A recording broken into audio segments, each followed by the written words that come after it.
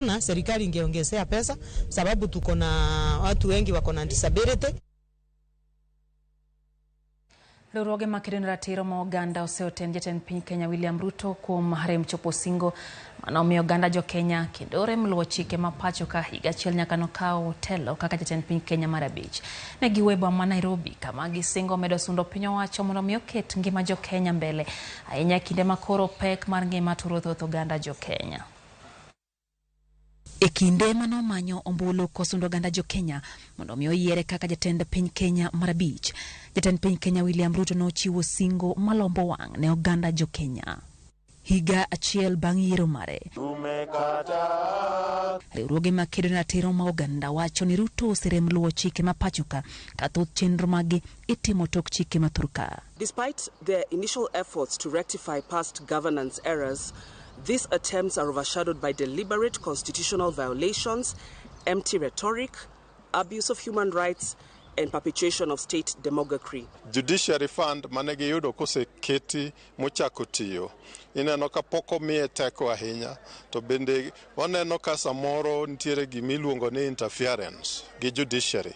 Nikech interference go wuok e yo mopogore opogore. Giseo piny owacho kuom medo kawo gope magikone to chwe bedo sigo ne oganda jo Kenya ataro mar singo mane gichiwo ni ok gibi kawo gope maya e pinje maoko. Many state-owned enterprises continue to grapple with the financial distress and poor governance, forcing the government to provide significant bailouts. Kwecho mar pesa oko ni gi iye ka endi osebedo ka itiyo kode marach nikech itiyo kode kuom chulo jo matiyo ne serikal. To king'iyo kaka chike piny wacho konego bed ni wakwayo pesa mondo wachul godo jok matiyo ne serikal. Bende giseo bila kuom tiyo gi teko mathoth e gayo ng'anyo mano obagi e pachoka ka bende giseo jatend piny Kenya William Ruto kuom chiwo puoch gi pak ne obila bang' nego oganda jo Kenya. It is regrettable and it's threatening to the public that this government is yet to learn the value of life.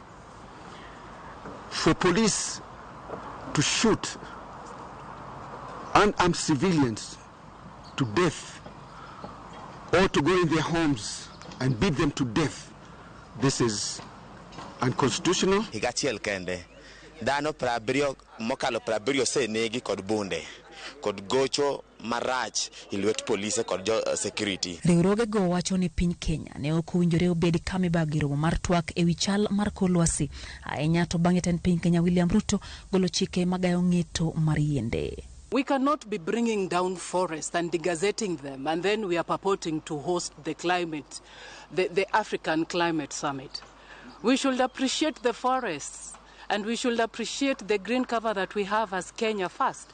And in the summit, where was the right holder? The duty bearer was busy talking a lot of rhetoric. Nitie gimiluongo ni affordable housing program manyo target jogo mantie tije, jogo manie wage employment.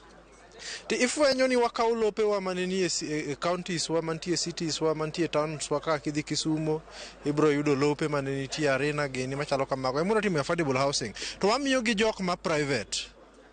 Ma okwa wach ni jok ma private kito ere kaka wamiyo gi lope serikal. Ere kaka gitiye lope serikal. Kaka yudo profit ni bro konyo japiny nade. Giseo weche ma osebed kiwacho gi jatend piny Kenya William Ruto e wi kedo gi mibadhi e pachoka.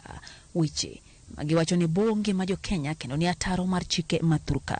Ruto issued a stark ultimatum to individuals he labeled cartels, presenting them with three options: to leave the country, face imprisonment, or embark on what he metaphorically described as a journey to heaven. In other words, a death wish. Gikmaricho matimore kendo medo timore. Ok ni wain sa jopiny, but jopiny man giteko mondo wogwoko, mondo wach pachgi, mondo gik mabeyo to gisir, to gik maricho to gikwed. En higa achiel nyaka ne Kenya Kwanza kautelo mathurka. Riwruok ma ratiro ma oganda Kenya Human Rights Commission ywak ni oganda jo Kenya osebedo gi midhiero ka chike ma pachoka ok osebed kiluwo gi tend Kenya Kwanza.